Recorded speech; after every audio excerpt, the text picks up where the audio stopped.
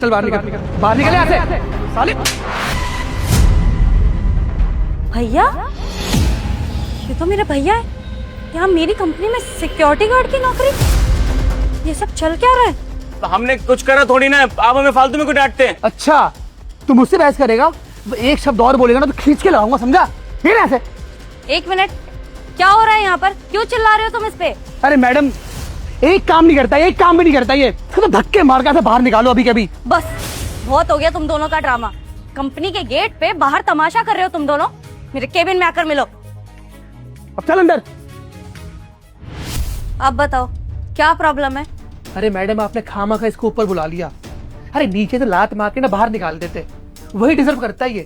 अरे madam, 2 number का guard है ये। कुछ काम धंधा करता है ये? कोई काम वाम नहीं करता है। एक काम मैंने इसको बोला था, एक काम भी नहीं करता है ये। मैडम, हमने क्या करा है? कुछ गलत थोड़ी ना करा है। साहब हमें कह रहे हैं कि कॉफी बनाने के लिए, हमने बस इतना ही तो बोला कि साहब एक बार सबकी एंट्री कर लेते हैं, फिर आपकी 10 मिनट में कॉफी दे देंगे। लेकिन कह रहे नहीं, अभी सारे काम करने। एक तो मैडम, हम यहाँ पे सिर्फ गार्ड की नौकरी करते हैं। हमारा काम है आते जाते लोगों पे नजर रखना, उनकी एंट्री करना।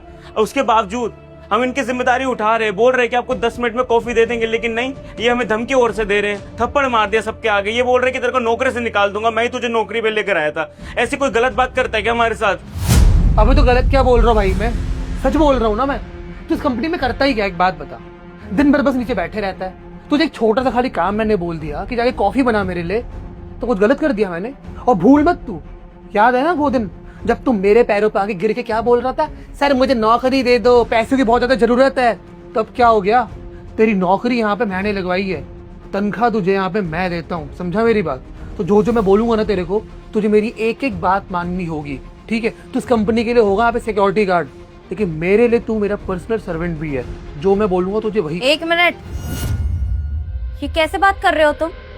मेरे ही सामने मेरे केबिन में खड़े होके तुम बाकी एम्प्लॉय से ऐसे बात कर रहे हो? अरे मेरे पीठ पीछे तो न जाने क्या करते होगे तुम। अरे मैडम, आप भी खामा खाना जज्बाती हो रही है, वो भी इन जैसे गार्ड के लिए। मैडम, आपको अच्छे से पता है ना, किसी काम का भी नहीं है ये। हाँ, इसके बारे में आप इतना सोच रही है? आप मेरी बात मानिए, यहाँ पे बहस करने का और टाइम वेस्ट करने का कोई फायदा नहीं है मैम। इसको लात मार के बाहर निकालिए और इसकी सैलरी काटेगा वो अलग। पहले तो तुम मेरे केबिन से बाहर निकलो, तुमसे मैं बाद में बात करूंगी। मैडम, मैं बाहर निकलूं कैबिन से? आप क्या बोल रही हैं? हाँ तुम, क्योंकि यहाँ की बॉस मैं हूँ। मैं डिसाइड करूंगी कि किसको यहाँ रहना है और किसको नहीं रहना है। ठीक है मैम, सॉरी। मैडम, सच में गए थे, कसम से हमने ऐसा कुछ भी नहीं करा। वो साहब ही हम पे ऊपर भड़क रहे थे कि यहाँ से निकल जा, ये काम कर ले, वो काम कर ले। हम अपने काम से ज्यादा उनके लिए करके देते हैं, लेकिन उसके बावजूद भी ऐसा। कोई बात नहीं, शांत हो जाओ। पहले ये बताओ कि तुम्हारा नाम राजा है ना? हाँ, हमारा नाम राजा है। आपको कैसे पता? आप जानते हैं हमें? मैं आपकी बहन को बहुत अच्छे से जानती हूँ, बहुत अच्छी दोस्त थी वो मेरी।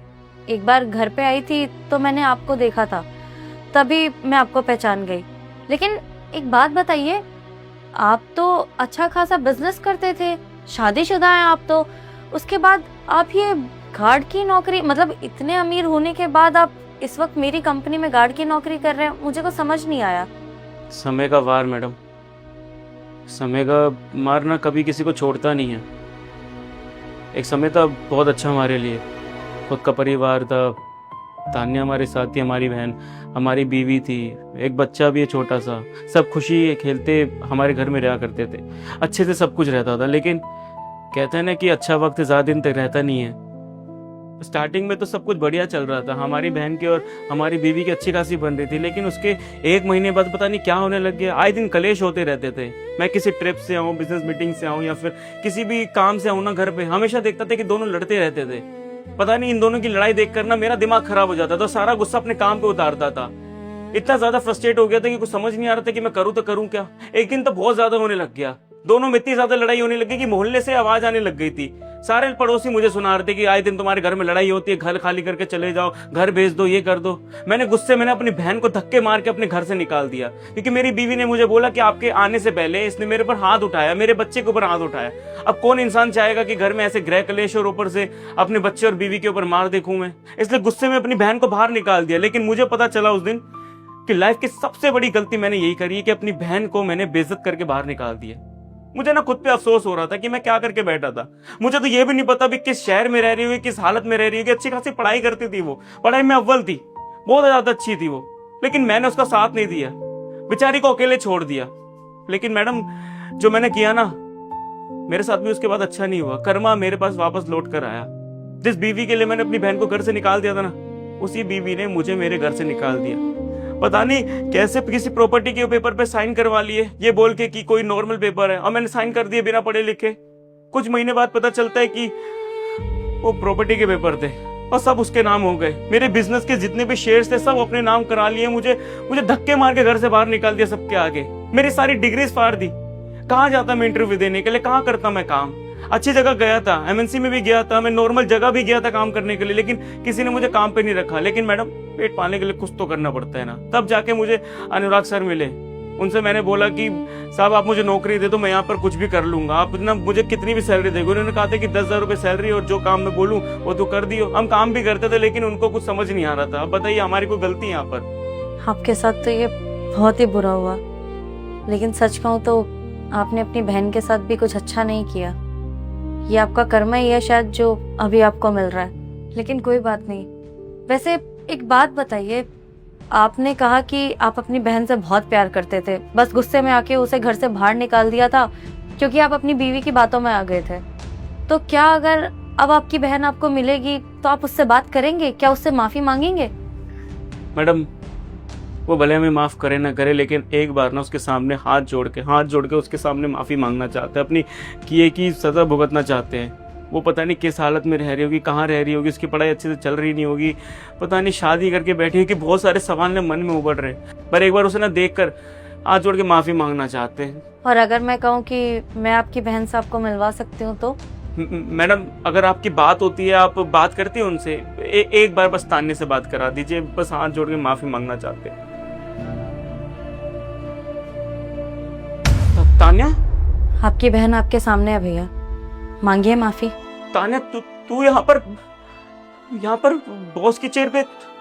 देख मुझे नहीं पता चल रहा कि तू यहाँ पर क्या कर रही है क्या नहीं, तू क्या बन गई है, लेकिन तेरा भाई हाथ जोड़ के तुझसे माफी मांगता है।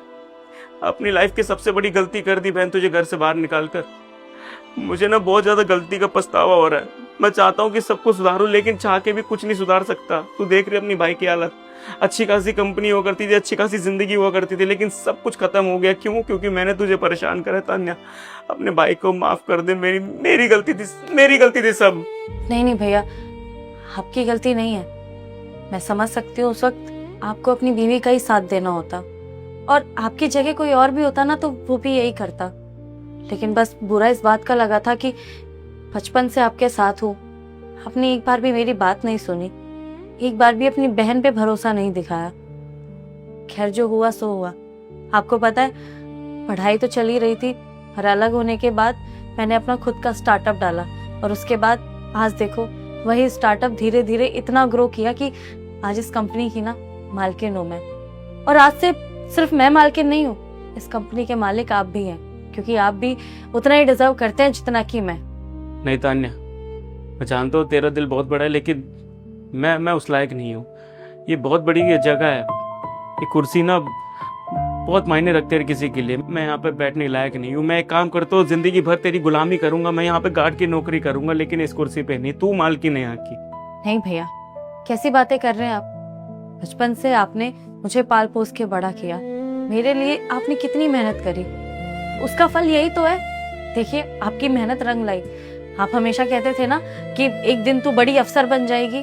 अफसर का तो पता नहीं भैया, लेकिन हाँ इतनी बड़ी जरूर बन गई हूँ कि आराम से बैठ के अपनी भैया की आगे आने वाली जिंदगी ना बहुत अच्छी कर सकती हूँ। और आज से इस कंपनी के मालिक आप भी हैं, समझे आप?